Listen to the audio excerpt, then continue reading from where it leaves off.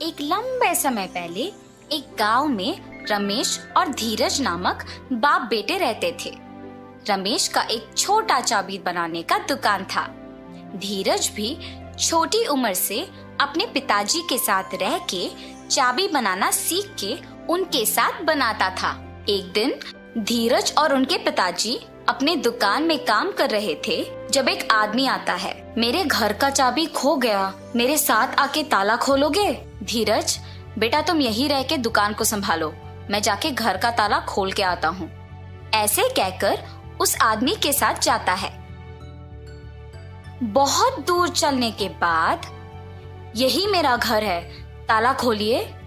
उसी गांव में पले पड़ने के कारण रमेश को उस गांव में रहने वाले सारों के घर अच्छे से पता था। उस आदमी के दिखाए हुए घर रमेश के पहचान के वालों का होने पर वो सोच में पड़ जाता है। बाबू, जो चाबियां मेरे पास अभी है उनसे इस ताला को खोल नहीं पाऊंगा। दूसरे चाबियों का गुच्छा घर के पास है, जाके ले आते हैं। ऐसे कहकर उस आदमी को जमींदार के पास लेके जाता है। प्रभु, ये आदमी चाबी खोने का बहाना बना के मेरे पास आया है और मुझे कोई दूसरे आदमी का घर दिखा के खोलने के लिए कहा, इसीलिए मैं इसको आपके पास ले आया। तुम बहुत होशियार आदमी हो, इसीलिए इसको मेरे पास ले आ सके। ऐसे जमींदार रमेश की तारीफ करता है और रमेश अपना दुकान वापस चला जाता है। पिताजी, आपने ताला खोला? और जो भी हुआ धीरज के पिता उसे बताते हैं। धीरज, हमारे पास ताला बनवाने के लिए बहुत सारे लोग आएंगे बेटा। उनमें अच्छे और बुरे दोनों तरह के आदमी होंगे, इसीलिए हमें होशियारी से काम करना चाहिए। कुछ साल बाद धीरज के पिताजी का देहांत हो जाता है और धीरज अकेले ताला बनाते हुए दुकान चलाता है। धीरज कोई भी तरह का ताला बनाने के काबिल बन जाता है।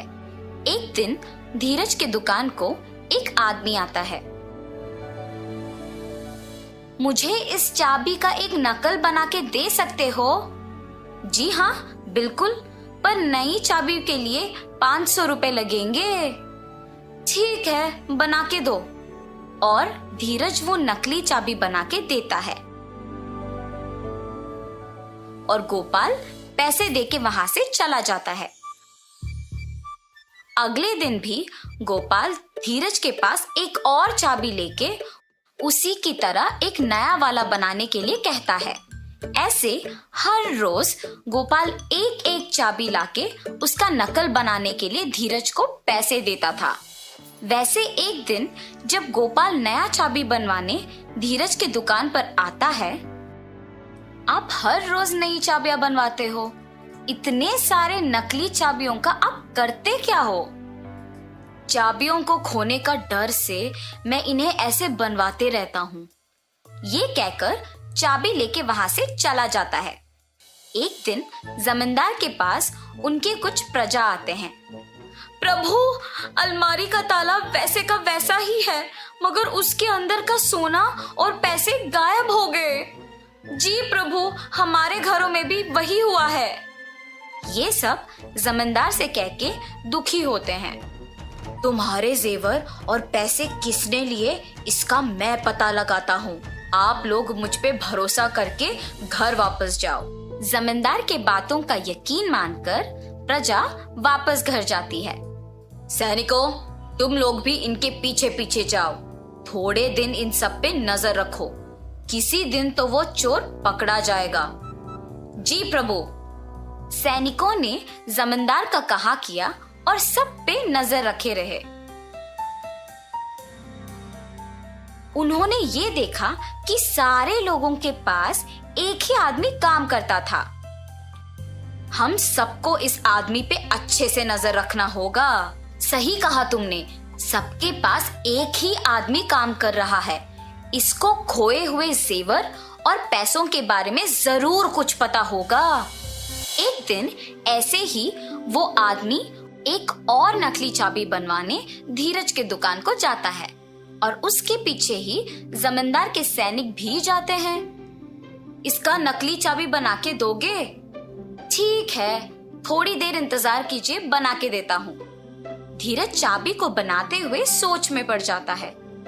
मुझे इस आदमी पे शक है, पर इसके वजह से मुझे बहुत पैसे मिल रहे हैं। वो इन चाबियों के साथ कुछ भी करे, मुझे क्या। और नकली चाबी बना के उसे देता है।